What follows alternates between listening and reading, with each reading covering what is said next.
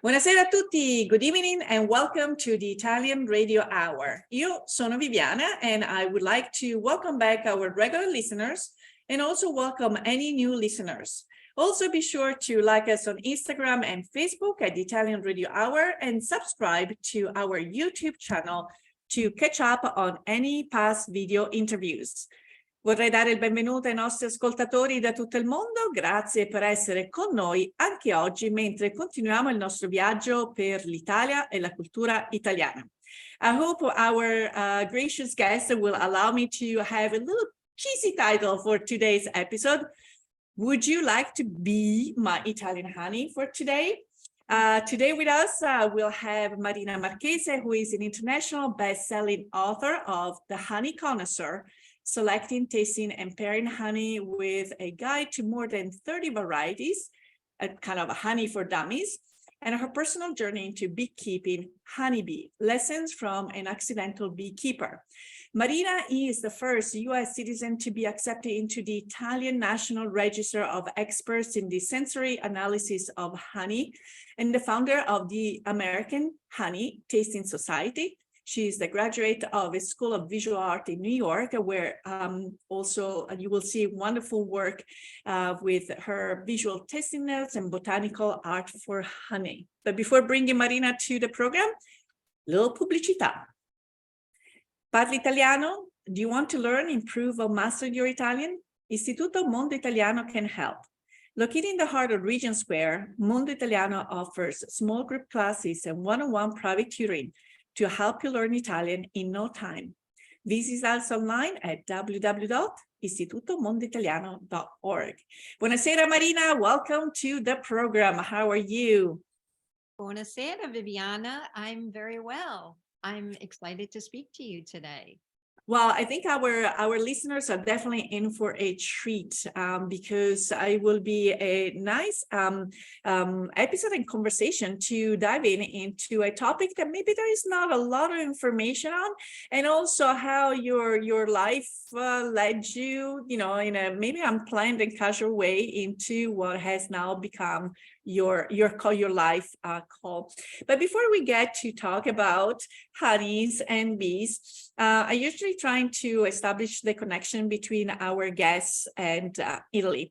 And I would like for you to share us a little bit about your story and maybe where your family is from, how Italy played a role in your growing up. So I'm gonna just let you tell us a little bit about yourself. Well, my maternal side of my family is from a small comune in Napoli called Macerata Campagna. And my father's family is from a small comune called San Carlo in the centro del Sicily. So I have Italian on both sides, and I grew up in Connecticut, Bridgeport. And at the time, it was, full of Italian immigrants and just a time where there was a lot of migration. So we had all kinds of Italian friends and neighbors. And I went to school in New York City for the arts. And when I came back to Connecticut, which is my home state, I was introduced to honeybees. Now, I did not know anything about bees, but I became interested because I got to taste the fresh honey from the beehive. So I instantly was compelled to become a beekeeper. So within a few weeks, I quit my job as a designer. Things were changing at the time. It was around the 90s. The computer came in and a lot of things were happening that were making it difficult to continue working in the way that I was. But I fell into a rabbit hole when I discovered beekeeping, partly because I did not know anything about bees, but the connection between bees pollinating our food. And as you know, growing up in an Italian family, food was the center of our life and our family and around our table.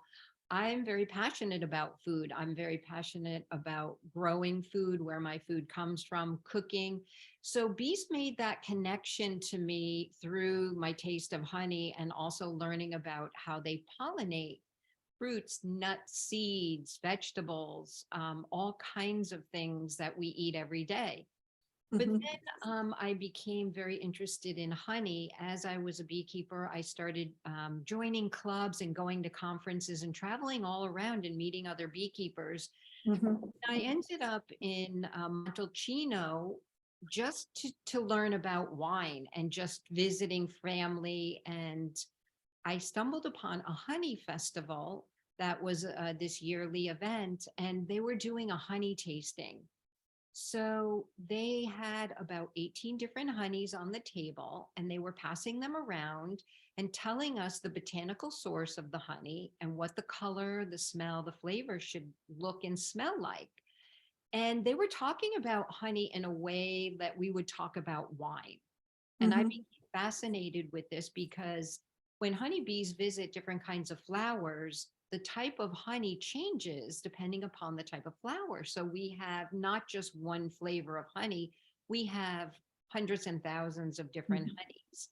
So I became very interested in this. Um, and that's when I found out that Italy had what we call a honey school, or a school to become a honey sensory expert, Mhm. an expert taster. So we have gone through a lot of right now your full route, but I really wanted to step back to again that one point in time where you experience real honey for the first time. As I said, you were maybe at a point in your life where there was some change.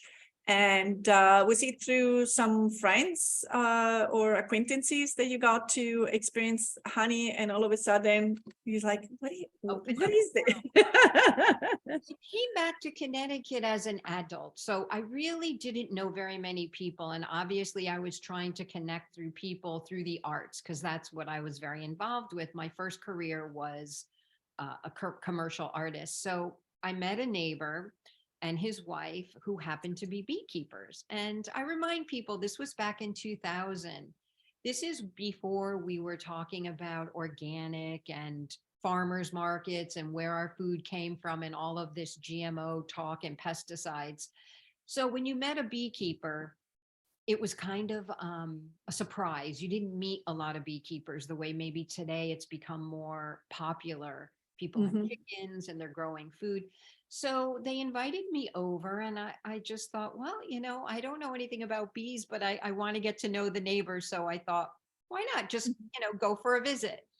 And, they said, we're going to visit the bees. And I thought, oh gosh, I'm a little nervous. Maybe one of the first myths, people might be afraid of bees, and then we'll talk about later about bee behavior and what could be a false myth about this. So, but anyway, it's like, okay, let's go and meet the bees. I was a little bit afraid because I didn't know what I was getting myself into. But then on the other hand, I was like ready for something new in my life. I felt something was changing.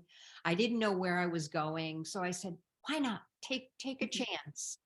And this is, a chance I took that changed my life. But at the time I had no idea. I was naively visiting the neighbors. So he was waiting in the driveway with the bee hat. And Mhm. he said to me, the honeybees are very curious creatures. They like to crawl into our nooks and crannies of our clothing, and Mhm. these veils are going to stop them from stinging our faces. And I thought, what am I getting myself into? I really was a little bit nervous, but we approached the beehives in the garden, and he took the bee smoker. He smoked the front of the hive to calm the bees down and to distract them basically from us going in and looking and showing me around. And then he smoked the top. If you know what a beehive looks like, it's basically a box, almost The box. resembles a Mhm. wooden file cabinet. So he lifted the lid, he took a little peek, he puffed some smoke in there, and then with his bare hands, he literally took the lid off, and there was thousands of bees just crawling around. And I had never been that close to a beehive and that many Mhm. bees at one time. And I was surprised that they ignored us. They did not Mhm. come after us and attack us because we're all brought up thinking bees attack, be Mhm. afraid, run. And these bees did nothing. So I said to him, why aren't they after us? What's Doing what we have been taught that it will be doing. what is this? And he jokingly said to me, honeybees are not native to the US. They were brought here from the Mediterranean. And he said to me, my bees are Italian bees. And I thought, Italian honeybees? What do you That's special pedigree bred bees? He said, no, there's many different species of bees, and the Italian bees are very docile, and they're the most popular species of bees that most beekeepers raise. And in my head, it was clicking, oh, this is like having pedigree honeybees. I really like this idea of telling my I have Italian honeybees. So, that was kind of a little joke. And again, I'm naively coming to bees from a different perspective. I'm a regular person. So when he said Italian honeybees, I thought, oh, this is interesting already. So he took out those frames, he's holding them and, telling me what was going on in the hive. And he explained that every beehive colony has one queen bee, and she's the mother of all the bees in the hive. And basically, she never leaves the hive. She spends her entire life in the dark inside the beehive laying eggs because she's the only fertile female in the Mhm. hive. And she'll leave the hive once, and that is to do a mating flight. So when she's born, she emerges as an adult and she'll go on a mating flight, and she'll Mhm. fly around and mate with other male drone bees in the area. Mhm. She may mate with about 15 to 18 males, and she'll return back to the hive and stay there for the rest of Mhm. her life, which can be about 3, 5 years, depending. Mhm. So she'll be the mother of all of the bees in the hive. Uh-huh. And then he explained to me that the largest population of all the bees in any honeybee hive is the female worker bee. And that's where we are. We are the female worker bees, and they're the ones that do all the work. They build that honeycomb wax, they feed the young, they raise the young, they make the honey, they go out and forage for nectar to bring back to make honey. They guard the hive, they clean the hive, they even take care of the male bees, which are the drone bees, which only Mhm. make up about 10 to 15% of a colony. There's very few drones because they're only reserved for mating. Since Mhm. they don't do any honey making or work within the hive, we don't need a lot. There's not a lot of males. So it's the female that is the worker bee doing all of the work. And I was at a point in my life where I was the worker You bee recognize yourself in the profile. It's like, because I was, working hard, trying to, keep my head above water. I felt like I was the female worker bee, and it was kind of empowering to hear that the female makes the honey and the male doesn't. So again, I'm kind of falling deeper into this whole story. It's almost like a soap opera or like an opera inside the hive. So when the male bees mate with queens, they actually die in the act of mating. So when they leave the hive, they don't come home. And oh, again, because they don't really serve very much in the hive, keeping it going, they're really for mating. Um, mhm.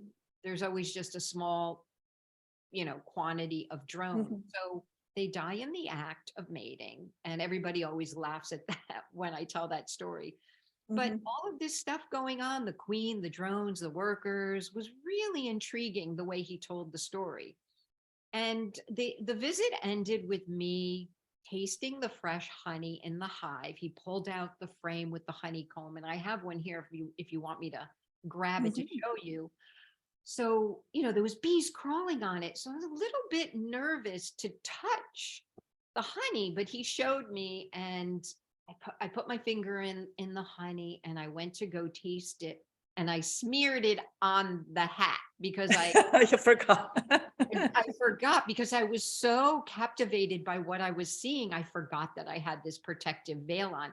So he started laughing at me. He said, try again, try again. So I stick my finger in again and I went underneath the veil and I finally got that little drop of honey into my mouth. And it was Mhm. fresh. It was warm. It was so flavorful compared to, the plastic honey bear that you grow up with that we all see in the grocery store. It tasted nothing like that. And again, food being so important and flavor in my life, and loving to cook, I just was sent to another planet. It was just amazing. I have a couple of questions for you. If you want to grab, absolutely, we would love to see what you're referring to, if it is not too much of an inconvenience. Because that is a privilege that not everyone gets to experience. Well, I Wow. happen to have one here. I actually have quite a few that I have to extract. So this is Mhm. a frame, and Okay. inside a hive, they hang like this, almost like files in a file cabinet. So the Mhm. hive could have maybe 10 or 12, depending on the size. Indeed. Mhm. And what you're looking at is a wooden frame with beeswax. And the beeswax is configured in hexagon shapes. And the Mhm. bees are mathematicians and architects, and they create perfect hexagons out of beeswax. And they sort of weave them together into what we call honeycomb. And Mhm. each one of those hexagon cells, we call it, is drawn out like a cup and they're full of honey. So if I was to stick my finger in here, you would start to see the very soft Dripping. Yeah. wax Mhm. drip the honey. So, and there's some here you want to taste. I'll do the same thing with the computer screen that. I know we have to have tasting thing, but so this will weigh about 6 pounds and it's very sticky. So my hands are sticky right now. But when we extract this, we'll take out the liquid honey, leave the beeswax, the hexagon honeycomb, and we'll have liquid honey and we can Mhm. bottle it and sell it. So it takes the bees about a new colony of bees about 2 years to build this honeycomb structure. And then the second year they fill it with honey. Really? Wow. Honey is precious and rare. Pure honey It's, is I was gonna say it's liquid gold. it's Uh, liquid gold and- and very uh, different from what you see in the store. let me ask you, going back to the queen bee and the working bees and the varietal, how many species of bees maybe might have been recognized, and also is there a visual ability to recognize a queen bee versus the working bees? Do they eat the same thing? I mean, obviously their days are different, so to speak, their duties are different. And I was wondering if also their nutrition might be different, where it might allow someone, an expert obviously, to recognize a queen bee from physical characteristics. So your first question, how many species? Many. Mhm. There's many species, and there's subspecies, and there's certain species that are indigenous to certain areas around the world. But I think for the what we call the Apis mellifera bee, I think there's about 12 that are Mhm. more prominent for beekeeping. But then we have other kinds of bees that are wild bees that are indigenous to certain areas. They're Mhm. wild, they're living. But Italian honeybees and Apis mellifera are what we call livestock. They're recognized as livestock, like a cow or a chicken, because they pollinate our food. So they Mhm. provide food for us. So the government in the US recognized honeybees as a bee farmer, and bees are livestock. Mhm. So, for your second question about can you recognize the difference between a queen, a worker, and a drone? Mhm. Absolutely. That's one of the skills that all beekeepers learn. It takes a little bit of time, but it is something that you master pretty quickly. And Mhm. just by sight, I could walk over to any hive anywhere and look. and I can tell you whether it's a female or a male bee.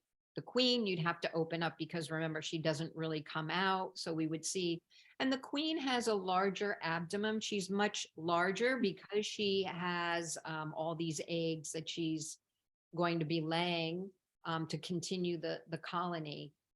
But absolutely, you can see the difference. Yes, you probably, I grew up watching a beautiful cartoon that I think they also remade over time, La Pemaya. So obviously it was a cartoon. So some of those images that I associate with bees to go back to those childhood, very fond childhood memories.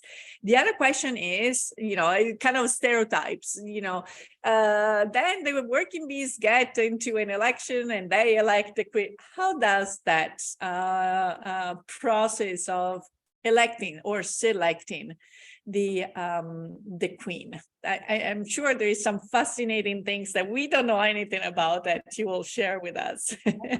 Wants to know about the queen. It's like one of the most popular questions. So in order for a colony to actually create a queen, they have to have eggs that were left behind by a previous queen. So they will know which eggs have been fertilized because the fertilized eggs become females and the unfertilized eggs become males. So they instinctively know which eggs are female. And what they will do is feed it royal jelly, which is this white, magical, milky substance that female worker bees can secrete from glands on their head. And this is what will turn a regular female fertilized egg into a queen bee. And it gives the bee longevity because she lives longer, and it will give her fertility because under normal circumstances, female worker bees do not lay eggs or they're not fertile. So it's an equal opportunity job until you get selected. At any one time, a colony will, to ensure the life of a queen, because without the queen, the colony collapses because of bees live only 45 days. So meanwhile, the queen is producing more bees. So they don't want to have their family or their colony collapse. So at any one time inside a hive, those bees will be making sure that there's emergency queens in case something happens to their queen. And so the passing of the baton, is it then based on lifespan of the bee, or maybe the working bees are sensing that something is changing, maybe in the productivity rate of how does that change in the queen bee, the passage occur? To advanced beekeeping. I'm sorry, I'm just so curious, and I don't think I'll be able to find any friend that will answer any of these questions for me. So it's a very selfish. They're great questions and they're very advanced. So remind me, it was how does the passing of the baton from one queen bee to the other occur? Is it something that the working bees start to sense, maybe on our productivity rate goes down, or I don't know. I have no idea what happens. So a couple of different circumstances. You can have a colony with a queen that's aging and she's not as productive, and the colony will sense this because they want more than anything to survive. They don't want a queen that's not productive, that's not going to carry on. So they may sense this and they will start preparing another queen. There may be an instance where the beekeeper was doing an inspection and mistakenly the queen got out, she flew out, because we take out frames. You have to be very, very careful. Sometimes the queen might get crushed or a little bit hurt. So again, the colony will know whether there's a queen present or not within 20 minutes because she gives off what we call a pheromone, which is a chemical scent. And these chemical scents trigger different activities by the bees. So if she's laying eggs, it says, okay, get out there and start making honey. gather some pollen, we got to feed the babies. So there's a couple different circumstances. If there's an existing queen in the colony already and she's just not productive, and they hatch or rear a new queen, they can have sort of a battle within the colony. They can actually fight it out. And Mhm. most of the time, the younger queen will reign. She will override it. Mhm. And Okay. in very rare circumstances, a mother and a daughter queen can exist, but usually there's only one queen. So, bees are nature and anything can happen. So it's bees don't always do what we think they're going to do. Okay, so now let's go back. I like to go forward and back. So you are these friends, you're fascinated by this new experience, and you might be thinking that it was something that you would want to embrace. We talk about the Italian bees. So I was wondering first of all, I don't think the trouble with I don't think the bees have to be from Italy. That's just the species that you will be able to find everywhere. What were some of the first things that you did to create your setup? And I don't know, I'm sure there was also a search for a lot of information at that point. So tell us about a little bit of how you got started, and what were you looking for to find out there in the world that would satisfy your new quest for knowledge? Exactly. So there was a lot to learn, and my neighbor was able to sort of mentor me. And the first thing that you have to do is you have to actually buy a beehive. It's a wooden box, and there's different suppliers online. So I ordered my beehive and it was delivered. And it's pre-cut wood. So basically you need a hammer and nails and you just assemble it. It's not very difficult, but it takes about 3 to 4 hours to get it all together. You have to build all your frames and you have to assemble it. Then you have to find the ideal place in your yard or wherever you're located to put the beehive, because they generally like morning sun and they Mm. don't like the entrance to face the north wind. So it's ideally to put it up against a fence, a place where there's a wind block. So I found a good area on my property here. And then I painted my beehive. Because I live in these little cottages that are red, I painted my beehives red, which was a little bit off normal, because back then people basically painted their hives white. I Mhm. don't know why, but I painted my hives red to match my house, which I thought was fun. But some people were a little bit outraged, but fast forward, that was 25 years ago. Fast forward, it's much more accepted that people paint their hives or they do artwork on it. So I painted my hives. And then the next thing you do is you order your bees, and you order your colony of bees from different beekeepers who either go down to the bee farms and they bring back a colony of bees, which has a queen and some workers and drones. And you buy this box of bees. And, bee day around my neck of the woods here in New England falls around April, May is when beekeepers get new bees. So Mhm. my bees, I had to go pick them up at some beekeeper's house. Oh Mhm. no, actually, the first time I got my bees, they were delivered at the post office. Oh, that is a story.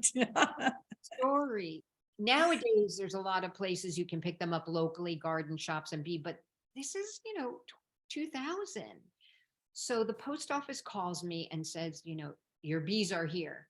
And the bees come in this kind of wooden box that's about Mhm. as big as a shoebox, but on both sides of it is a screen. So literally you can look inside, you can see thousands of bees, you can hear them buzzing, and you can smell them because it smells like beeswax, Mhm. which is delightful.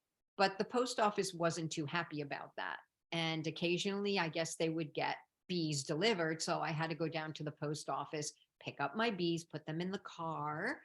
And one of the things that we do is we take sugar water and we spray it through the screen to give them a little bit of drink, a little bit of energy because they've been traveling probably from the South, like usually Georgia, Texas, where there's bee farms. They have a longer season. They raise bees.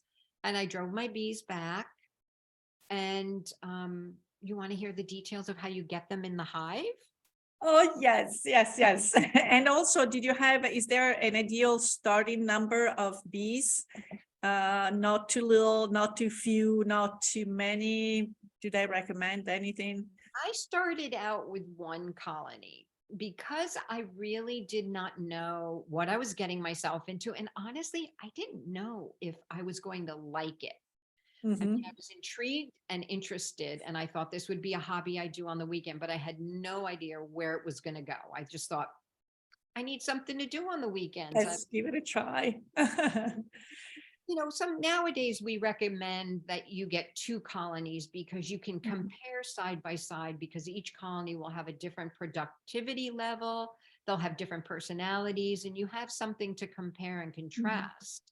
And if one colony needs a queen, you can always try to have the other colony make a queen, and you can transfer it to the other colony. So there's all kinds of things beekeepers do to kind of keep their bees happy and productive. So we have the juicy story. How did you get the bees from your car to the beehive? And you have to have your gear on, and your beehive has to be all ready to put them in, because you're going to pour them in, gently pour them in. So the box has a little wooden lid that you have a tool. You have this hive tool, which is like a metal wrench. You pop it open, and there's a can of sugar water that kind of drips to feed them while they're traveling. So you gently take that out without having all the bees exposed. And the queen is in there separately. She comes in a little queen house, which I can show you. She comes in this little house. Oh, look at that. Side here with a couple of female worker bees that are what we call attendant bees. So they're going to feed her and groom her. And they're feeding her because in here is a cork. And this cork is made of sugar, like fondant. And they will take that and they will feed her. So when we get this, we take it out of the box. The first thing we do is we just poke a little hole in the sugar just to start them off, to release the queen. We hang it in the hive.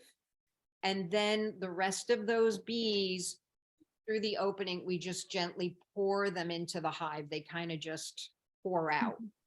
And the reason that they stay there is because the queen is in her little box and they're following her pheromones. So they remember her smell, they go to their queen. So they will go to the queen who's hanging in there. So you can kind of close it up as much as you can. If there's any bees flying around or left in the box, you can just leave it in the front. They will go to the hive because, again, they're going after the queen. They smell her pheromone. So by the evening, everybody's in the hive. It gets a little cooler. The sun is down. Everybody's in the hive. And the next day, basically what most beekeepers do is they go outside and they sit out there with their morning coffee, or they make lunch, and you sit there and you watch with amazement how those bees start going in and out of the hive. And usually in April, May, it's a little bit warm. There's some pollen on the trees, and you will watch your bees, as busy as they become from day one, they will start carrying in pollen into the entrance of the hive. Yep. So you will see the bee with these big balls of yellow, different colors, but mostly yellow pollen on their back legs is where they carry them. They call it pollen baskets. And it's fascinating. So you sit there with your morning coffee and you're watching them buzz, doing their thing, and you smell beeswax, and it's very peaceful. You're in the garden surrounded by nature, and life is good. Life is good. So since you mentioned coffee, I'm going to go for a quick commercial break and then we'll continue. Un caffè, per favore. My first cup of coffee sets the tone for my entire day, and I get my coffee at La Prima Espresso. La Prima has been brewing Pittsburgh Express coffee for nearly 35 years. try any of their in-house roasted varieties of beans from all over the world at home, or come and enjoy an espresso or a cappuccino at any of their locations, where their friendly baristas and familiar faces will make you feel at home. Because a trip to La Prima is like a little trip to Italy, only closer to home. So we're back in having this amazing conversation with Martina Marchese, the honey sommelier, an accidental beekeeper, as her life stumbles upon some Italian bees. And so we're going to fast forward a little bit. So you started to get your hands wet, so to speak. You're building your knowledge until you got to the point where probably you wanted to know more. And you indicated that you were in Montalcino, I think, for some wine tasting. Instead, you stumble upon another experience that maybe open your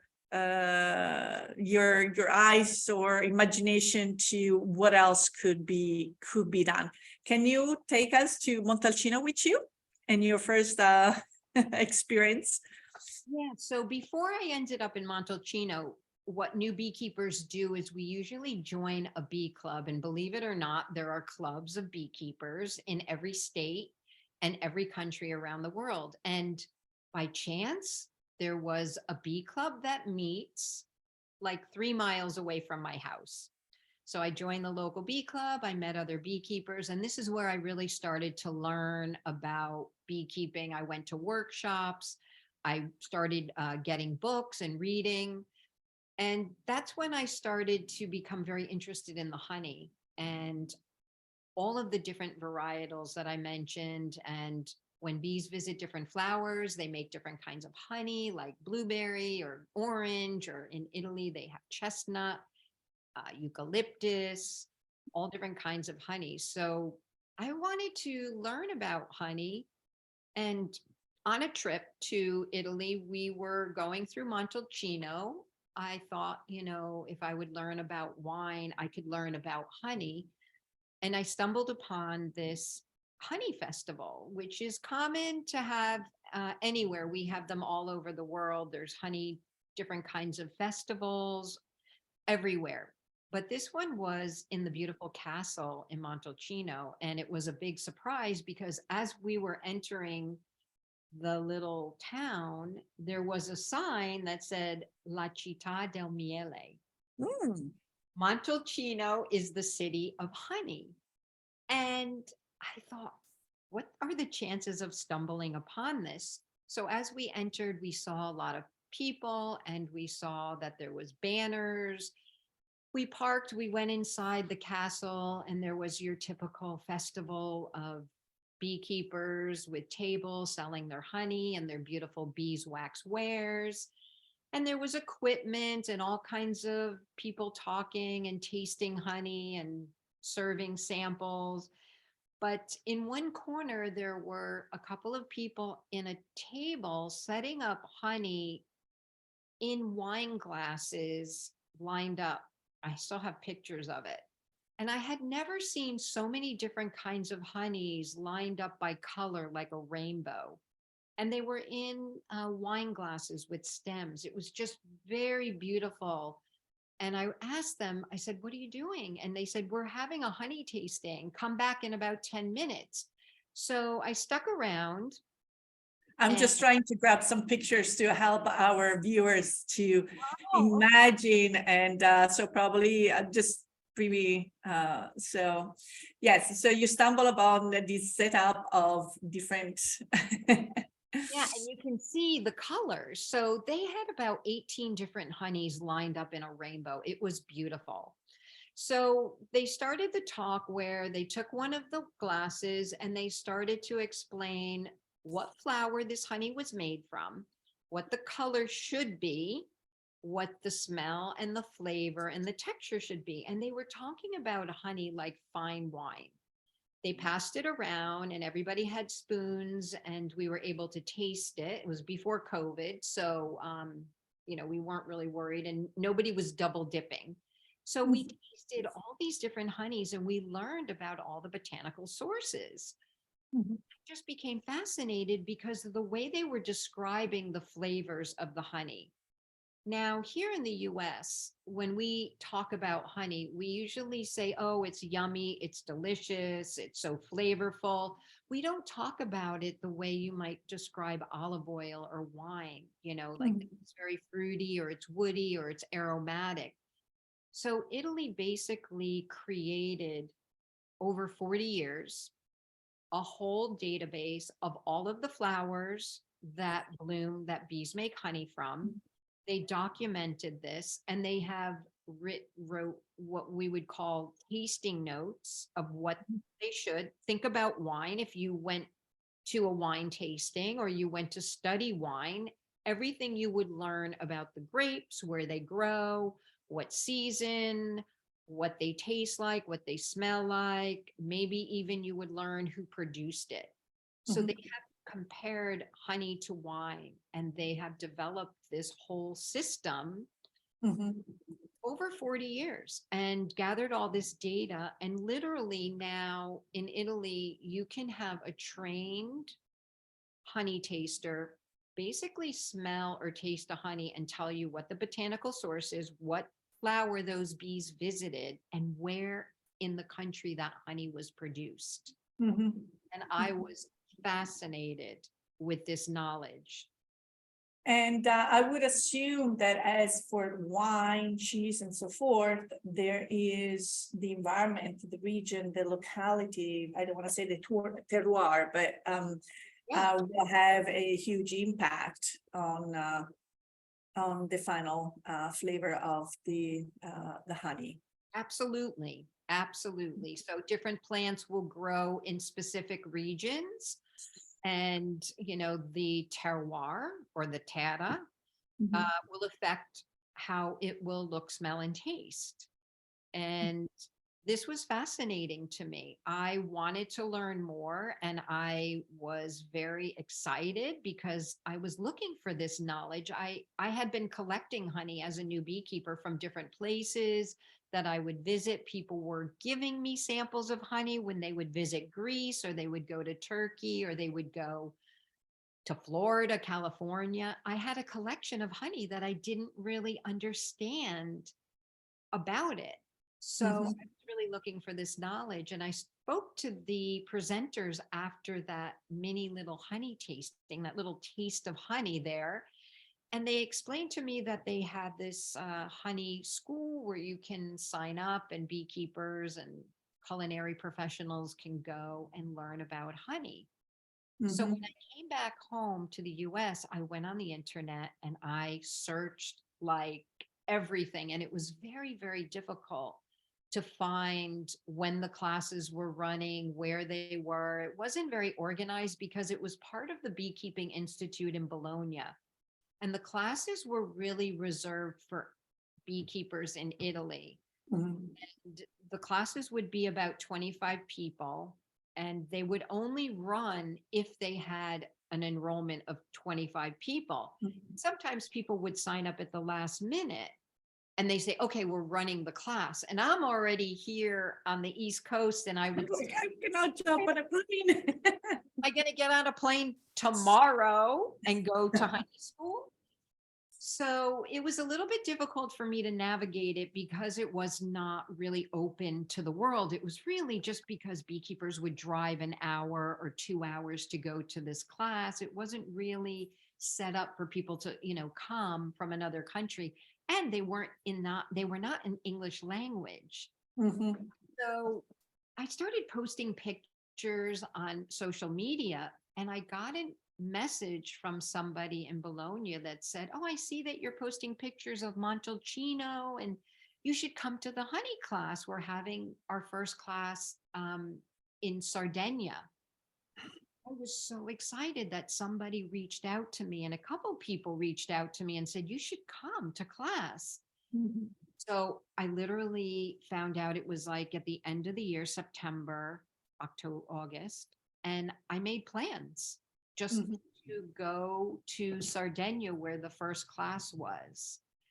And I was going to do it. I was so excited and I didn't know what I was in for. but it was a little bit of a challenge to navigate renting the car, finding an Airbnb. And, the first day class was Monday morning at 9 o'clock. When I left the Airbnb, I had very specific directions because I was in the in goat country. Mhm. I was trying to drive to the class to get there on time, and the road is blocked off. And there was hundreds of goats in the road, and that was the only dirt road I knew how to get to the class, and there was nobody around. And I panicked. I said, "Oh my gosh, I finally made it, and I'm going to miss the class." And I'm driving. I turned around, and I did run into somebody who gave me directions, and I made it on time to class. But it was everything that I wanted it to be. The class was, a wealth of knowledge. It was very well presented, and I was compelled to really learn more and to continue the class to the second and third levels, and to really connect with other beekeepers and what they were doing with honey in Italy, and just kind of staying in touch. So I was really lucky, but I also I had to kind of look for it. It wasn't really easy. I wasn't there too. I have a couple of questions before our time together is up, and one is, what are you doing with that knowledge? I know that one of your missions is also to educate. It's kind of we educators seek for information, but we seek it for ourselves, but mainly also to share with others. So, what are some of the end results, so to speak, from your books to classes? Tell us a little bit what you've been doing. Easy question, right? What have we been doing the last 15 years? Yeah. So, now that I completed the course and, I passed the exam and I made an application to be a member of the National Register, I am officially can go to Italy, and I can participate in the honey judgings. But Oh, also, there's really no jobs as a honey sommelier or a honey expert. I do a fair amount of consulting, and I like to help beekeepers, but teaching, as you said, education is really most of my work. So I speak to bee clubs, I speak to culinary industry professionals and companies that are manufacturing food. So I work with them as a consultant and teaching through my organization, the American Honey Tasting Society, which is teaching the Italian method. So mhm. whatever information we are sharing with English speaking people. So we're doing classes here.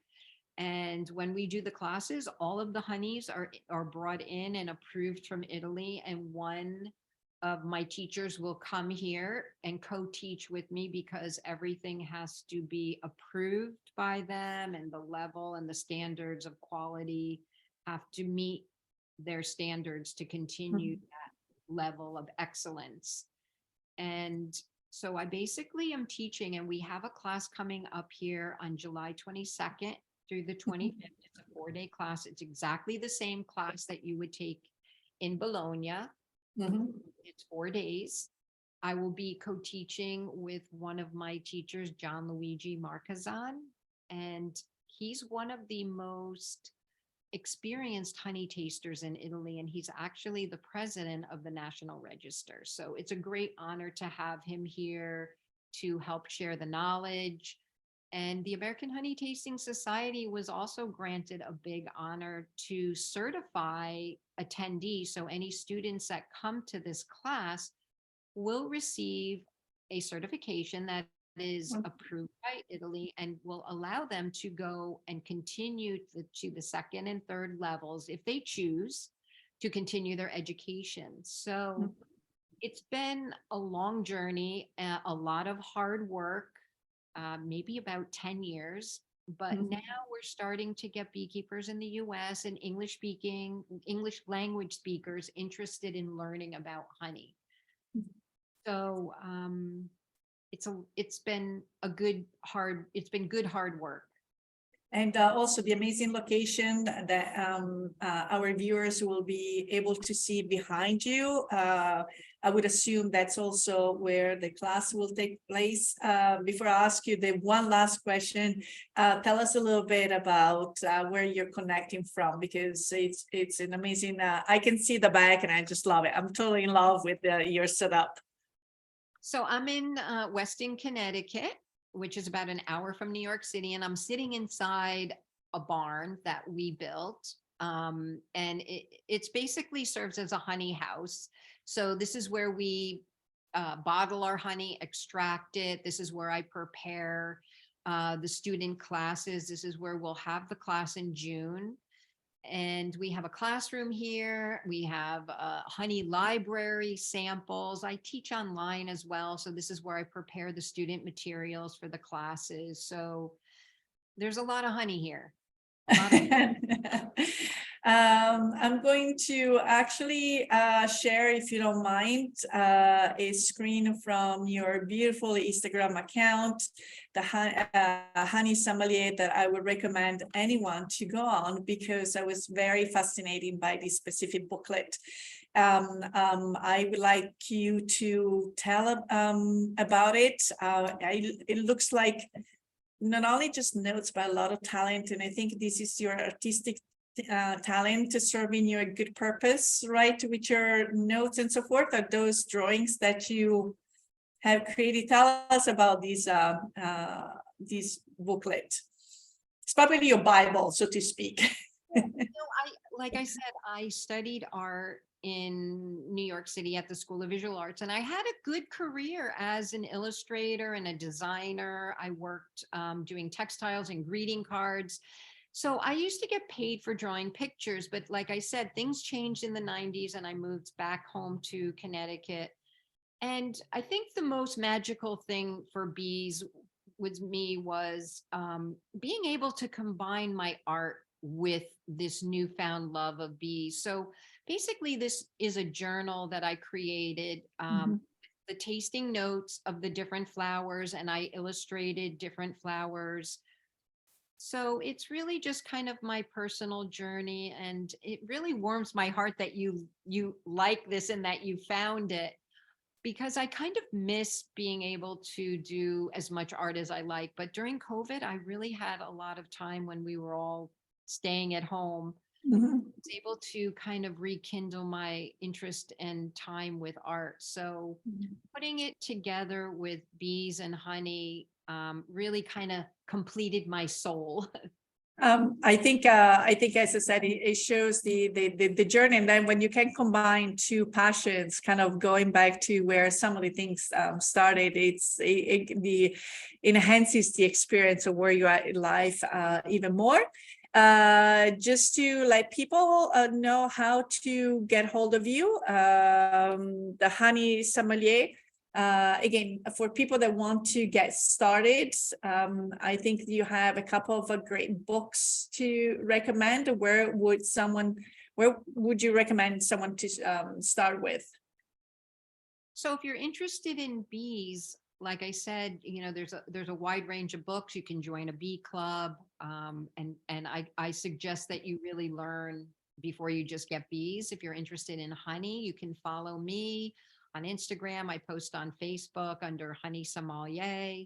My website, and also the American Honey Tasting Society, is where you can get some educational materials that are in the shop, but also you can sign up for classes. So I have a class with Atlas Obscura online almost every month. You can sign up, and that's posted on the events page of this website and on both websites. So you can class a mini class online. You can take the big plunge and come to our 4-day class. And I have a variety of different events that I speak and teach at for bee clubs that are listed on the website. So I am busy as a bee. Yeah, no pun intended, right? Who knew?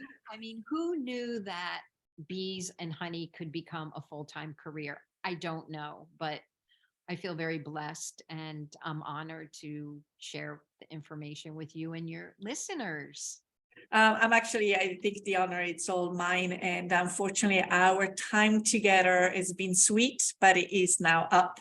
So il Big Ben ha detto stop. It's time for us to say arrivederci e alla prossima. We want to thank you for tuning into the program. If you have any questions or comments, or if you would like us to cover any travel topics, please send us an email at theitalianradiohour@gmail.com. We would love to hear from you. Remember, if you or any of your family and friends have missed a prior episode or would like to listen to this episode again, please visit our website at www.istitutomondoitaliano.org and click on the Italian Radio Hour tab.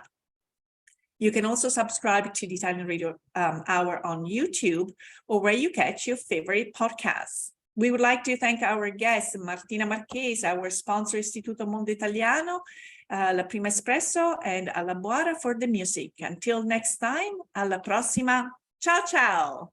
Prossima.